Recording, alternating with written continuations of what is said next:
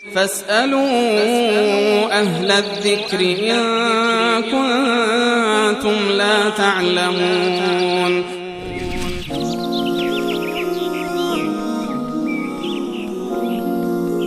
پس جناب استاد ما میتونیم یک معیاری برای خودمون قرار بدیم که شفاعت، توسل، اینا همه عبادت هست و هر عبادتی باید مطابق با آنچه که الله سبحانه و تعالی امر کرده و پیامبر صلی الله علیه و آله و سلم بیان فرمودن باشه.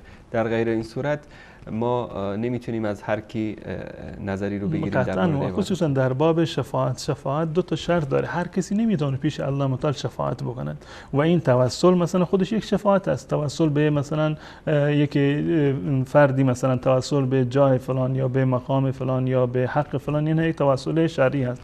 توسل به اصطلاح و این شفاعت که در واقع بگون تا زمانی که الله متعال اجازه ندهد، دو تا شرط اساسی دارد که الله متعال اولا اجازه بده به این شرط که در واقع بیاد و شفاعت بکنه. همونطوری که میگه من ذا الذی یشفع عنده الا باذنه، بدون از اجازه الله متعال کسی نمیتونه شفاعت بکنه. ولا یشفعون الا لمن ارتضى، و کسی هم نمیتونه شفاعت بکنه مگر برای کسی که الله متعال از اون به صورت راضی باشه. هم اذن لازم داره که الله متعال اجازه شفاعت بده به اون کسی که شأن شفیع قرار دادید، و هم الله متعال از اون فردی که شفاعت میخواد اون در واقع هم از اون راضی باشه. بدون اون دو شرط کسی هم نمیتونه در پیشگاه الله متعال شفاعتی رو انجام بده.